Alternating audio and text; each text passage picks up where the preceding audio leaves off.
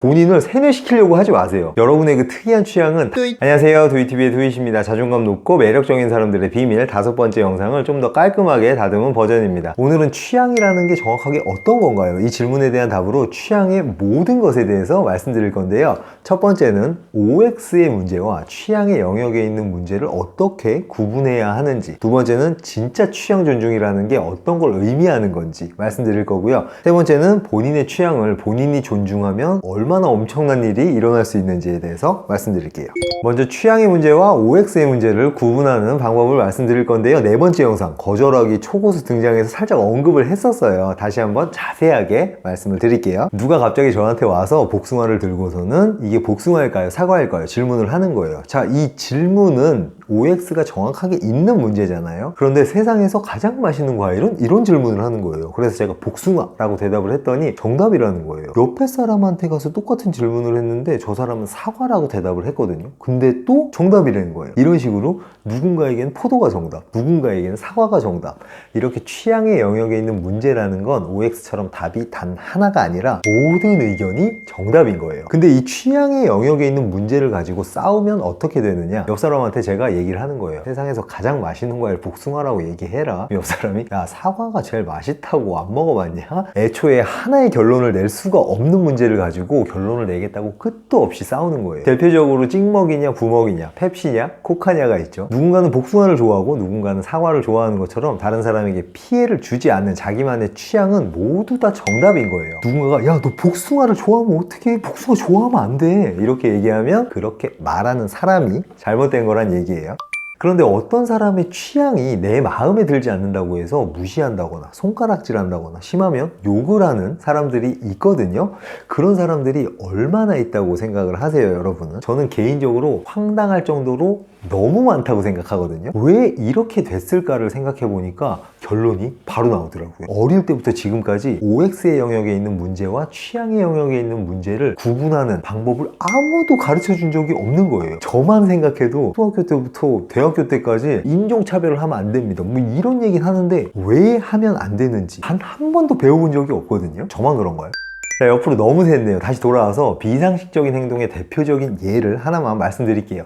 예전에 화성인 바이러스에 오타쿠 주제로 한 분이 나왔는데 쿠션, 애니메이션 캐릭터가 그려져 있는 거 와이프라 그랬나요? 이걸 갖고 놀이공원에 가가지고 무슨 데이트를 하는 그런 내용이 있었어요. 제가 스크립트 쓰면서 다시 한번 찾아봤는데 최근에도 그거에 관해서 쓴 글이 있는 거예요. 근데 대부분 내용은 똑같아요. 뭐 혐오스럽다, 징그럽다 이런 내용이거든요. 조금만 더 들어가 볼게요. 오타쿠뿐만이 아니라 태어나면서부터 정해져 버린 취향을 가지고 있는 사람들이나 어떠한 조건으로 인해서 사회적 소수자가 돼버린 사람들, 예를 들면 동성애자나 장애인이나 외국인이나 혼혈인 등등, 이 사람들에 대해서도 본능적으로 거부감이 든다고 해서 손가락질하거나 무시하거나 심하면 욕을 하는 사람들이 많단 말이에요. 여러분, 한 번쯤은 이 문제에 대해서 가만히 생각을 해봐야 하는 게요, 이 사람들이 악의적으로 누군가에게 피해를 주기 위해서 이런 취향, 이런 특징을 익힌 게 아니란 말이에요. 부모님을 화나게 하고 싶어서 노력을 통해 동성애자가 됐다거나 관종짓 하고 싶어서 일부러 혼혈로 태어났다거나 나를 싫어하는 민족들이 살고 있는 곳에 일부러 이민을 가서 산다거나 이런 사람은 없단 말이에요. 결론적으로 누군가에게 피해 준 게 전혀 없는데 욕을 먹는 거예요. 피부색이 우리와 다르다는 이유로, 이성이 아니라 동성을 좋아한다는 이유로, 현실 세계의 사람이 아니라 만화 속의 캐릭터를 좋아한다는 이유로 나에게 피해 준 건 없지만 거부감이 드니까 손가락질하고 욕을 하겠다?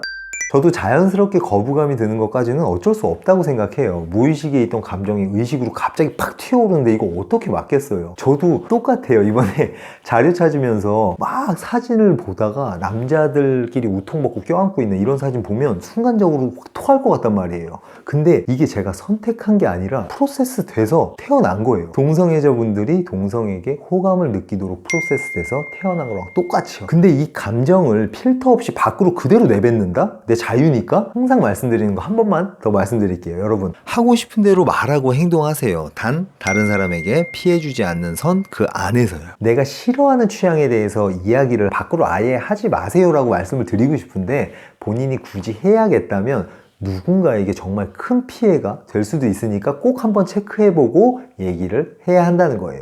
내가 싫어하는 취향을 꼭 이야기해야 하는 상황이 있긴 있어요. 예를 들어서 말씀드릴게요. 누가 저한테 야 사과 좀 먹어 라고 이야기를 하는 거예요. 그래서 제가 나 사과 싫어해, 나 사과 알러지 있어. 이게 어떤 상황이냐면 내가 싫어하는 취향을 정확하게 이야기하지 않으면 뭔가 피해를 받게 되는 상황인 거예요. 근데 이렇게 간단하게 표현하는 게 아니라 나 사과 너무 싫어해. 그 서걱거리는 식감하며 목 넘어갈 때 그 막 간질거리고 야 그거 도대체 그거 왜 좋아하는 거야? 야 사과를 왜 먹는 거야? 이렇게 필터 없이 표현하게 되면 사과를 싫어하는 내 취향을 이야기하는 걸 넘어서 사과를 좋아하는 취향을 가진 사람들은 이상한 사람들이다, 비난하고 깎아내리게 되니까 문제가 되는 거예요. 모든 게 정답인 이 취향의 문제를 가지고 이 사람은 사과를 좋아하는 취향은 X다 라고 말을 하고 있기 때문에 문제가 된다는 거예요. 마지막으로 다른 사람이 아니라 본인이 본인 취향을 무시하는 게 습관이 된 분들이 계시거든요. 이 얘기를 한번 해볼게요. 이 앞에 무언가가 있어요. 그럼 내가 이걸 좋아하는지 싫어하는지를 먼저 체크하는 게 아니라 다른 사람들이 이걸 좋아하나 싫어하나 이걸 먼저 체크하는 게 습관이 된 분들이 있다는 얘기예요. 예를 들어 볼게요. 올해 유행 컬러가 라일락이라는 컬러래요. 그럼 이게 내 눈에 예뻐 보이는지 안 예뻐 보이는지를 먼저 체크해야 되는데 이건 건너뛰고 다른 사람들이 이거 예쁘게 보나? 안 예쁘게 보나?